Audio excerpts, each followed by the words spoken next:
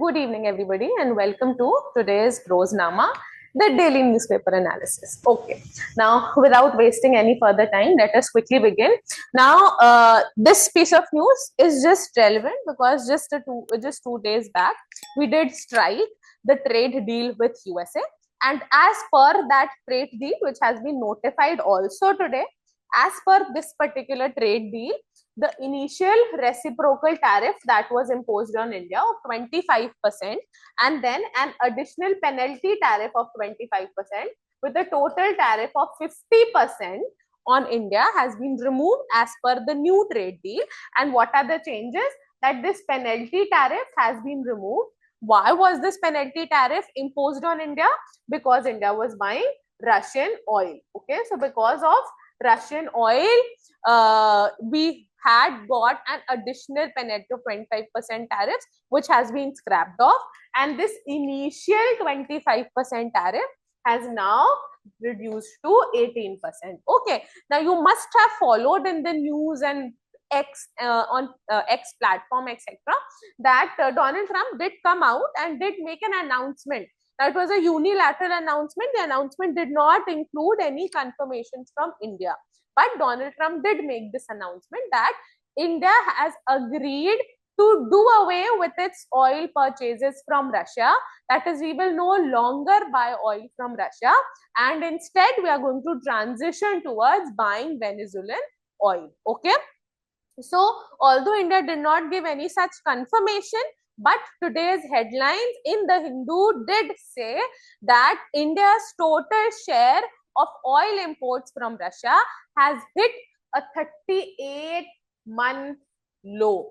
All right, that Russia's share in India's crude oil imports has dropped to 25% in December from 34% the previous month. That is, 34% was in November, now 25% in December. So this is significantly low, but then it is not maybe because we were trying to strike a trade deal with USA, but the reasons can be multiple. Naturally, one of the reasons can be that we were trying to negotiate a trade pact with US, but also one of the and more probable reason could be that India is trying very, very hard to now transition from dependence on renewable sources of energies like burning of fossil fuels, including coal, crude oil, to renewable sources of energies like solar energy and nuclear energy, etc. Okay, so do keep this in mind. Then coming to the next piece of news.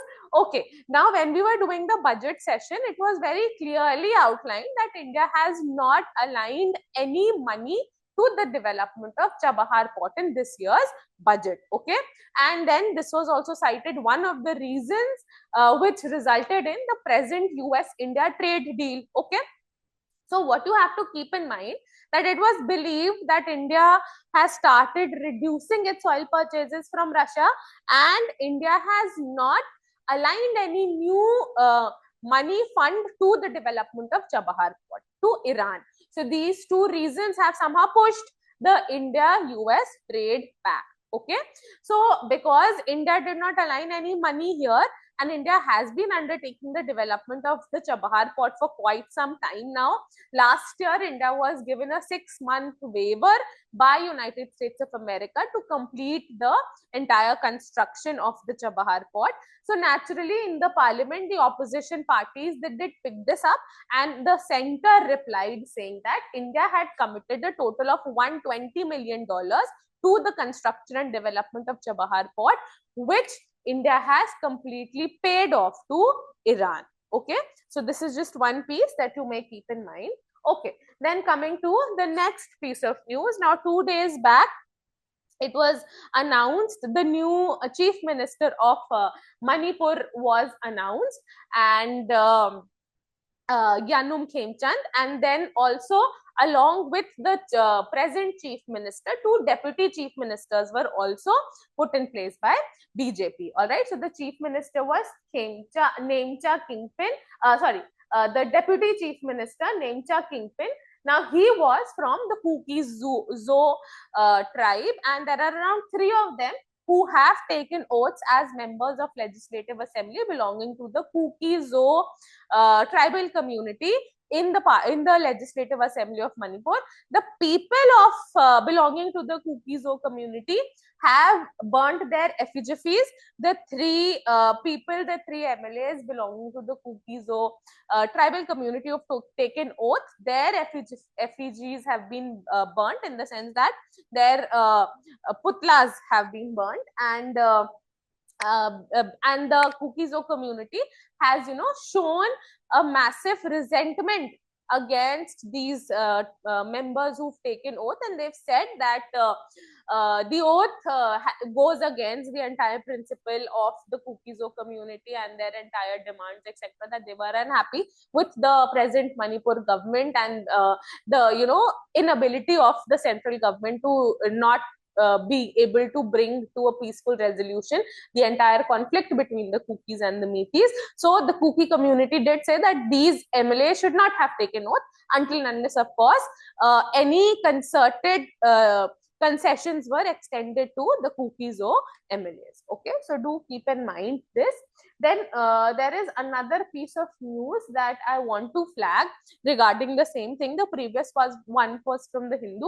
This particular news piece is from the Indian Express, and here the MLA who has taken an oath in the present government belonging to the Kuki community, they've actually come out and they've said that if we do not participate in the government, in the present government, and we do not participate in the policy formulation structure, etc., it will not result in any concerted resolution of the dispute.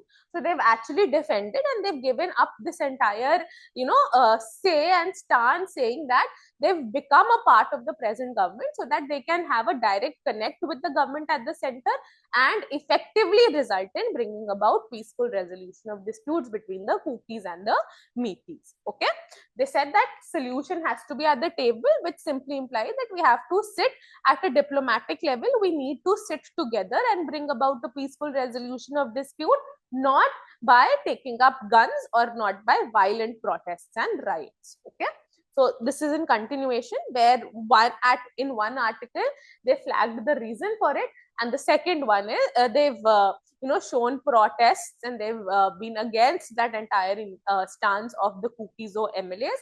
And the second article gives you the stand of the Kuki-Zo, or the side of the story of the Kuki-Zo MLAs who've actually taken up the membership of legislative assemblies. Okay, all right. Then coming to the next piece of article, the central government under the Department for Promotion of Industry and Internal Trade has issued eligibility criteria for startups, that what are the basic criteria after achieving what you can be declared as, achieving which you can be declared as a startup in the country, or you become eligible to be declared as a startup in the country. So not only does this new Gazette notification give us a clear-cut definition of what a startup actually is in the country, it also gives us a definition of what deep tech startups are. Okay, so startups are new companies which have very limited funding and they've just begun to establish themselves in the market. Okay, so naturally they have given a definition as to what is the basic definition of a startup and what is the minimum profitable turnout that one company must have in order to qualify as a startup. All right, so it says that a startup is a company that is less than 10 years old. Okay, so what is a startup? A company which is less than 10 years old. Okay, less than 10 years old, or has a turnover less than 200 crore. Okay, so either it could be a company which is 10-year-old, less than 10 years old, 8, 9, 7, or it has a profit. It has a turnover of less than 200 crore rupees. Okay, so do keep this in mind. Now, this is what they've defined as startups. Then they've also announced what a deep tech startup is. Now, why was deep tech important, or deep technology? Because right now the global world order has driven deep into the fourth industrial revolution. What is the fourth industrial revolution? The fourth industrial revolution is the age of artificial intelligence and the age of AI-driven technology along with machine learning. Okay. So according to the Department for Promotion of Industry and Internal Trade, a deep tech company can consider itself a startup as long as 20 years and has a turnover of 300 crore. Okay?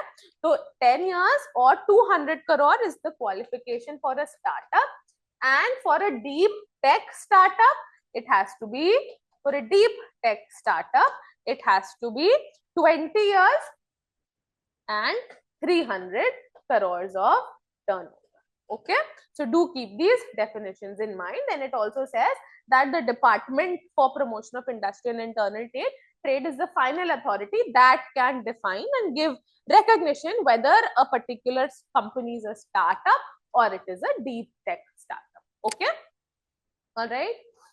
Okay, and also this year in the budget, the government did talk about setting up the Anusandhan National Research Foundation, which will be the custodian of 1 lakh crore research and development innovation fund. All right, so aligning with that, because this fund is going to now fund startups in the country, so it was necessary or important for the central government to outline the eligibility criteria for a deep tech startup as well as a startup. Now, so long as we are on the startup term, do keep in mind that the Indian government in 2016 launched a scheme which is known as Startup India, and it was only to promote the growth of startups in the country, to foster innovation in the country, and to enable younger, newer minds to bring about a change in the country. Okay, so this year we are celebrating 10 years of Startup India. Do keep in mind, and also because this scheme has completed 10 years, we also have a startup day that you must keep in mind. Okay, so 16th of January every year we celebrate National Startup Day. Okay, so do keep in mind. And then naturally India has fostered a good startup ecosystem in the country, and under various rankings, India is almost the third country in the world to have the highest number of unicorns or startups. All right. Okay, then coming to the next one. All right, now we had the MPC news yesterday as well, and it was just the headline that you must keep in mind, that the Reserve Bank of India has said that the policy, whatever the policy rate was for last year that they had decided, the repo rate will remain unchanged at 5.25%, and for financial year 26, inflation outlook is supposed to be, or they've kept it at 2.1%. All right, you can go through the article, but the terms that I wanted to flag for you all today was, one is the repo rate. Okay, now what is the repo rate? The repo rate, it is the short form of repurchase rate. Okay, so repo rate also repo rate is an abbreviation or a short form for repurchase rate. And what is a repo rate? A repo rate is the rate at which the Central Bank of India, that is RBI, the Central Bank of India, lends money to the commercial banks in the country. Okay, a repo rate is the rate at which the central bank, RBI in case of India, lends money to the commercial banks of the country. Okay, as against this, we have another term which is known as the reverse repo rate, and the reverse repo rate is the rate at which the Reserve Bank of India or the central bank takes money or borrows money from the commercial bank. Okay, so do keep this differentiation in mind. Then all this inflation targeting etc. is undertaken by a committee which is known as the Monetary Policy Committee. Now there is certain information that you must keep in mind with respect to the Monetary Policy Committee. The Monetary Policy Committee was established in the year 2016. The recommendations for establishing the Monetary Policy Committee was made by the Urjit Patel Committee in 2014. Okay, then this MPC It is a 6-member body. Okay, 3 members from the RBI and 3 members from the central government and other financial institutions. It is headed by the governor of RBI. Okay, headed by the governor of RBI. It is established under section 243ZB of RBI Act 1934. Okay, and what is the purpose of MPC? The purpose of MPC is to undertake inflation targeting for the central government for once in every 5 years. Okay, so this is everything that you must keep in mind with respect to the Monetary Policy Committee, which gives these recommendations. Okay, all right, then coming to the next article. Okay, now this particular article is only important on the line of the START 2 treaty, which expired day before yesterday, that is on the 5th of Feb. All right, so the START 2 came to an end on 5th of February 2026. I've taken this up previously also. START is an abbreviation. Full form stands for Strategic Arms Reduction Treaty. START 2 was signed in 2010, enforced or implemented since 2011. Initially, it was for a 10-year period, that is till 2021. Then it was further extended for another 5 years till 5th of February 2026. Now the treaty has come to an end, and the country, specifically Russia, they've been asking for new nuclear weapons deal. Okay, they've been asking for to bring about some sort of nuclear deterrence mechanism or nuclear non-proliferation mechanism in the country again, in the world again. And this time, US has suggested that the previous START treaties had significant flaws, and the new one must be brought in, where Russia, China, etc., all of them must be included, because they said that the previous one had significant flaws. Okay, China and Russia, they've both shown their basic resistance against this. Okay, all right, then this is the previous article as well.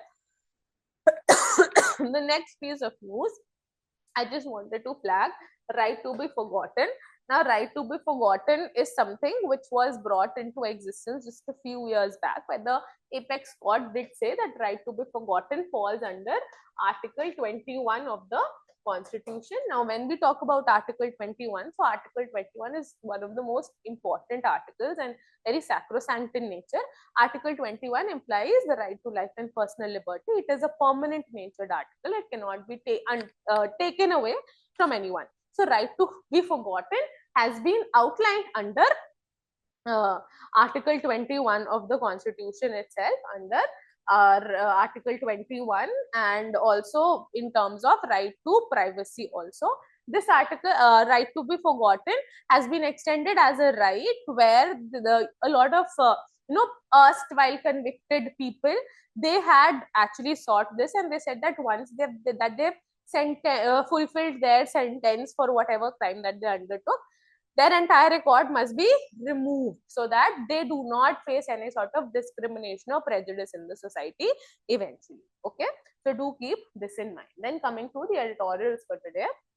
All right, the first one is with respect to the India-US trade deal. Now, day before yesterday, I did take it up for you that the trade deal absolutely fine and good and everything, but there was one particular section of the society, that is the farmers, the agricultural sector, who have flagged significant problems with the present trade agreement. What is the problem?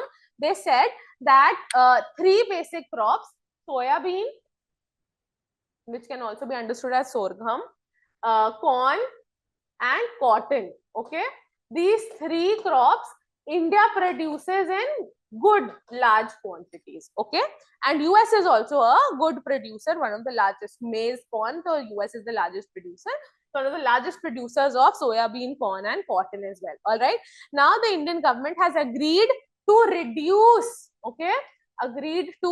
reduce import duties on these 3 crops. Okay, the Indian government has agreed to reduce US or import duties on US on these 3 crops. So the Indian farmers, they basically flagged this issue, saying that if import duties on these crops are reduced, then the Indian consumer is going to buy the US goods. Okay, the Indian consumer is going to buy US goods more as compared to the Indian goods. So Indian goods are going to see a fall in their purchase, and US goods are going to see a rise in their purchase, because naturally the Indian consumer has this misconception that if something is produced in the US or something is produced outside India, it will be of better, superior quality than something that is produced within the country. So they said that due to this, the Indian farmers are going to suffer. All right. So this article gives you a good insight into that. Then coming to the same article, the same thing with respect to the repo rate mechanism, that has been the unchanged repo rate after that has been outlined by the Reserve Bank of India. So it is a good article. You can go through it, where they've simply said that there was no necessity to increase or decrease the repo rate as of now. The economic structure of the country is faring well, and they've given you certain, outlines, and they've asked you to align this entire policy stance with the present trade deals, etc., which will enable us to maybe curtail inflation in the country. So no increase or decrease in as of now in the repurchase or reverse repurchase rates are required. Okay, so you can go through this article. It's a good one.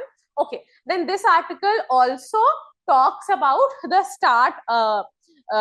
START nuclear agreement, strategic arms reduction treaty, and gives you a good insight as to why a new nuclear reduction treaty must be brought into existence, and why it will be a very, very, a very self-destructive mechanism in case that we do not bring about any nuclear reduction treaty like the START. Okay, and he's given you certain, this thing, reasons as to why it should be brought, that in the absence of any limits, both sides will have incentives to expand their nuclear stockpiles, which is very, very problematic and very dangerous for the world, because it will naturally bring about the doom of the world. The second consequence, he's also termed the stability and instability paradox, that while the risk of direct war between nuclear armed states may be reduced due to fear of nuclear retaliation, but the likelihood of low intensity conflicts and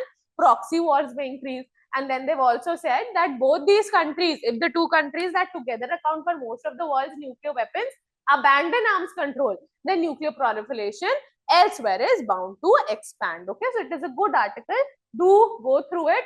Okay, then this article is a wonderful article which basically talks about the various types of isms that are going on in the global world order, and they've said that how this particular line, the elephant that never leaves the room, this elephant here, the author has actually drawn a major contrast to China. Okay, then he said that in this particular bilateral, multilateral, plurilateral, minilateral, and innumerable isms that are going on in the world right now, that we have countries, they have innumerable bilateral agreements between two countries, multilateral between more than two countries, plurilateral, again, much more countries than a multiple country. Plurilateral, multilateral implies the same thing, and minilateral meaning that like multi may include 20, 30 countries, minilateral may be 3, 4 countries. Okay, so in such an order, everything, everywhere, there were innumerable things that were being talked about, but in all the summits, anywhere, China is something that never goes out of talks. That there are always instances where they have been talking of China everywhere.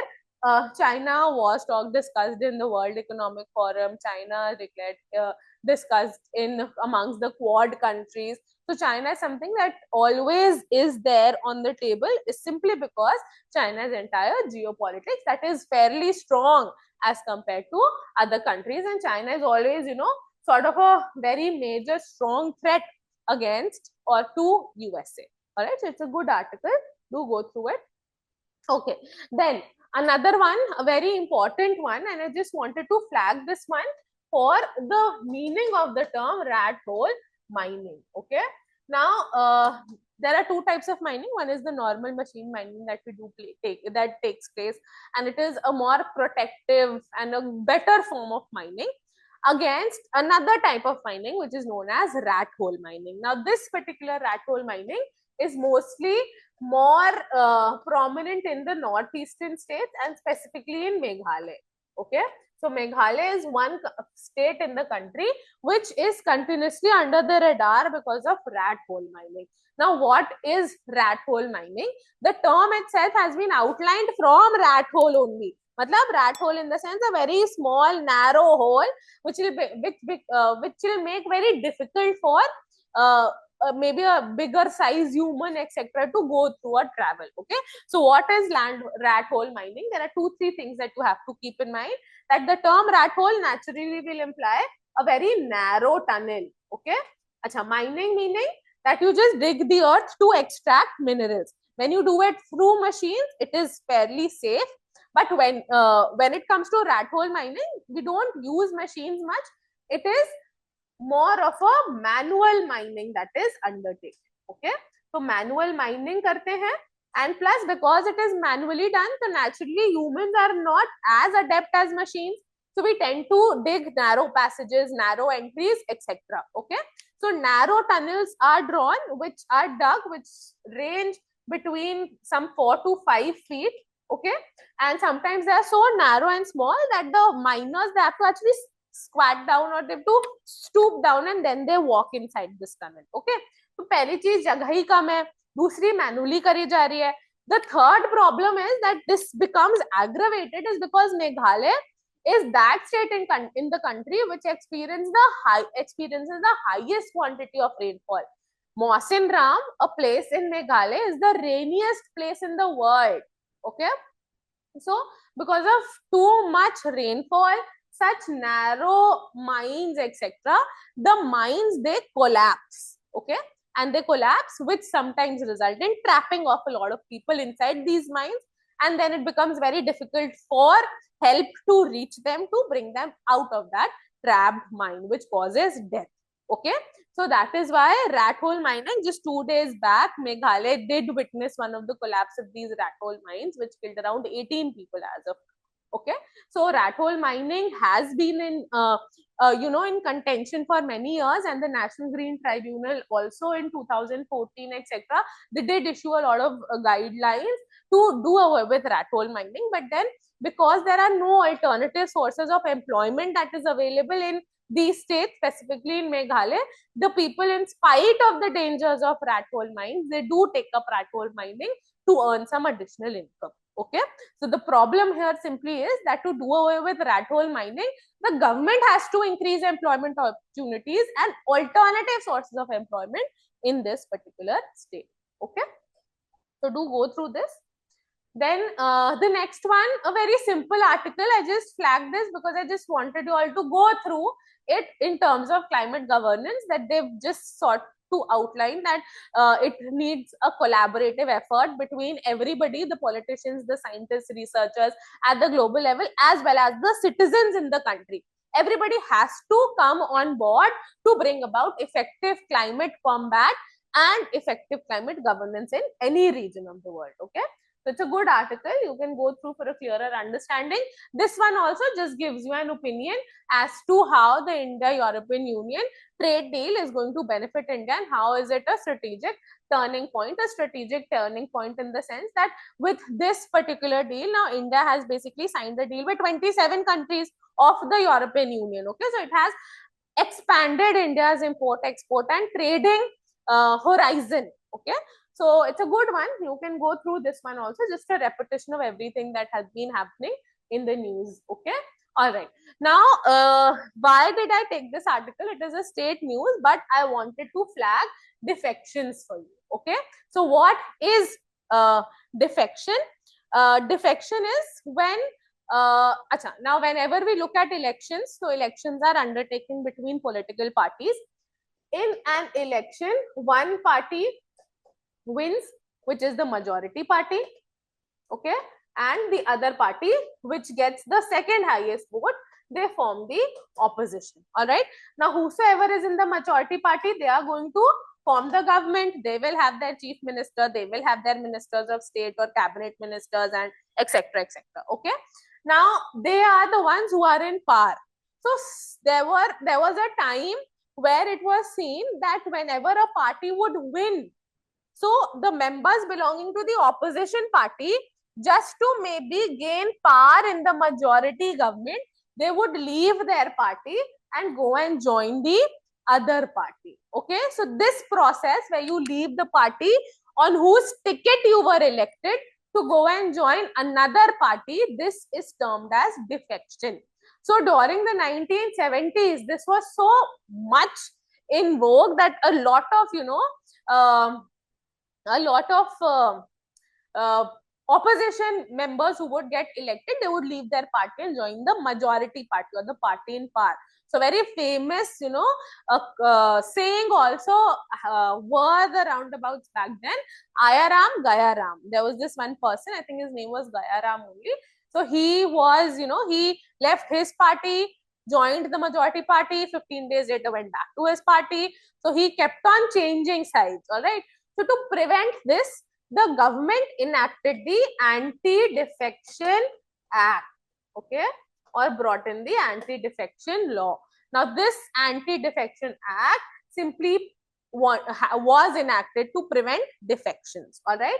Now, Anti-Defection Act was brought in through the 52nd Constitution Amendment Act, okay, the 52nd Constitution Amendment Act of 1985, and it included the 10th schedule in the constitution, and it makes certain provisions as to when defection will not be permitted. And also the act says that the final decision making authority will be the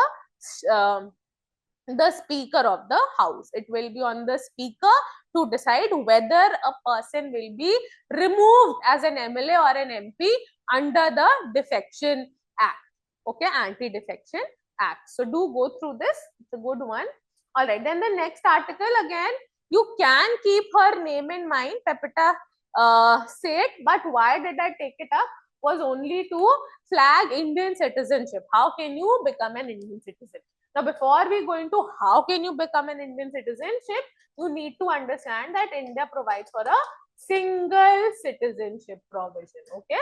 A single citizenship provision simply implies that you can be the citizen of India only. You can't be citizens of two countries if you are a citizen of India. In case you take up the citizenship of some other country, then your citizenship in India will automatically be terminated, okay. So you can only be citizen of India. And the second thing is that if you are a citizen of India, you are only supposed to be citizen of India.